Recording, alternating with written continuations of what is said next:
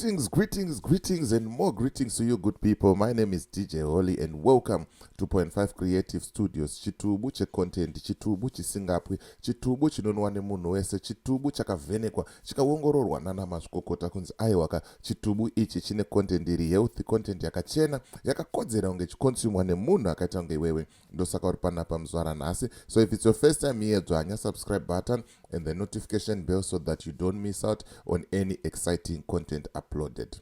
Right, vachema vagari vemuChitungwiza.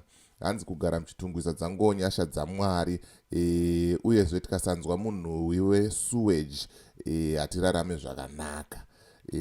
Chatochijairira yatongo pati yelife yevanhu vemuChitungwiza kuti aiwa ngoma ndiyo ende wakasatoona mvura murodhi, wakasatoona zvichienda zvakadaro, pakashata.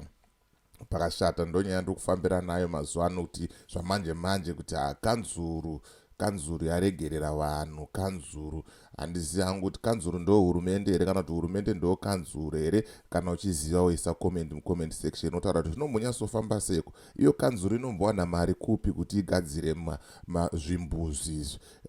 Pakashata handiti, because it seems like kuti kanzuru ndeye opposition and hurumende ndo ye-ruling party, and pane kakurasirana kanenge karipo ipapapa. Saka handizivi hangu kuti zviri kuita sei, zviri kufamba sei. Sezvamunoziva tinofamba neumbowo.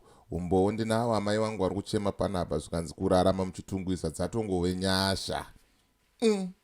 Ndo ma1 chaiwo, ndo ma1. Saka hei, pari kupisa. Amenoti kumaraini kwenyuko muri kuraramawo sei? Timu rangu repachitaoni muri kuraramawo sei? Ma1 handiti. Pandisandapinda munyaya iyi ndisanda kuratidzai vhidhiyo dangokuudzai kuti aiwaka mari aigare mumba, mari inogara mubhengi, kadhi rogara mumba, vhura bank account yeFNB, bata maiko panhamba idzo dziri pasi apo. Woita sei?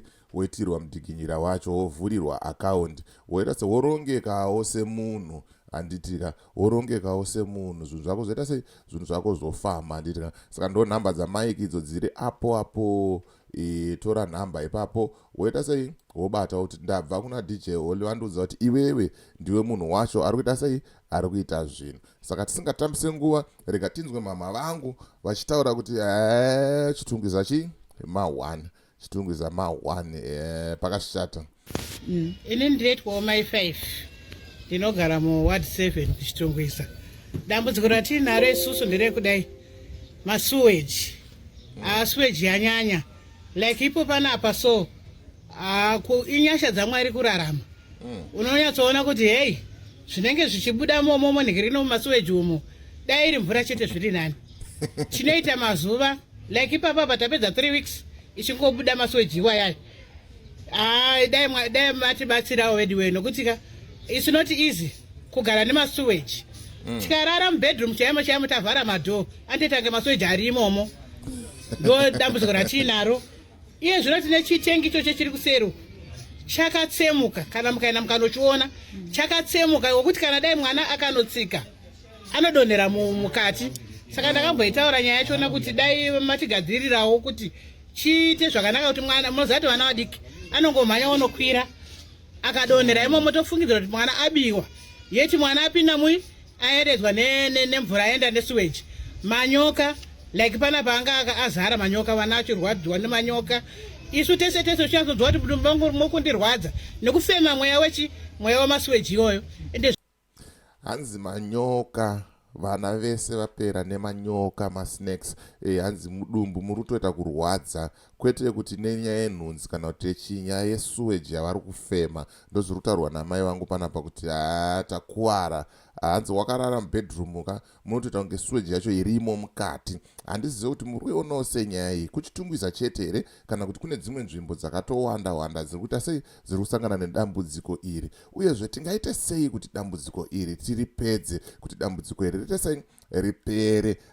Nekuti masuweji aya vachema nawo. Rega tinzwe pamberi kuti zviri kufamba sei.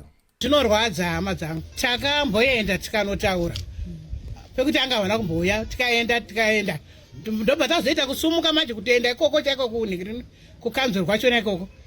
Ndo patakazoona aiwa vadi vauya vazogadzira manje. Vakagadzira vakagadzira kumusoro uko vachingobva chete mbva zvatanga ndobva vaenda zvendobva zvatanga saka hii ivo vari kuti chii chikunyanya konzera kuti matoilet enyaramba achibhulokwa kudai vari kuti nyaya yekuti like pana panopati ndo pameni zvanhu zvinobva kuhead office uko zvichipfuura nepanapa tine nyaya yematereti kunoku anotinetsa zvitereti matereti anogara akazara chete kana akavhurwa haagare haite kana 2 months anenge atozara futi kudhara nenyaya yemvura mvura haibude iri kabuda kamwe chete inoita 3 weeks kusina mvura kana mwedzi singawane mvura kuno totoita kuti tenga mvura hatina kwatineiwana kumugodhi mune muchinzi mari bhaketi vamwe vanoti nenge 7 mabhaketi 7 dhora vanenge vachingotiwo painenge iri vachingokumbirawo ipapo vachipinda. Ndinonzi amai Panashe kumhandi tinogara muna Ingwe Drive. Tine matambudziko okuti 1 toilet dzedu hadzisi kunatsoshanda zvakanaka.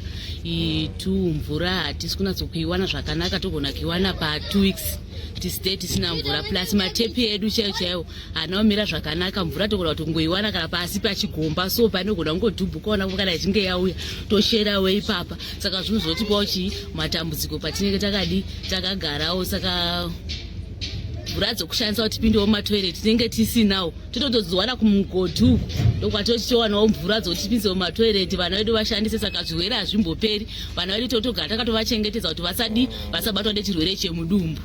Zachishanda saka takatodai sedzimba tesoshandisa chimbuzi 1 dzimba dzevamwe takutoendawo kudzimba dzevamwe vanhu kuti tiwanewo chimbuzi. Kunyanya yemigwagwa iyi mugwagwa ndiye muri kungoona kuti mapoto akanyanyowanda mumugwagwa. Tinasi kufambawo zvakanaka, zvingoro tikachibvawo kumabhizinesi zvingoro zvedu zvimwe zvechitokuturawo zvinhu. Mangozvinzwirawo mega kuti kuchitungwiza hakusi kugarika. Hanzi zvazvinodai pamuti munyoro pachitungwiza kuzoti pambare pamatapapa nedzimwe nzvimbo anenge atori mahwani ako hopefully hatichataure mahwani.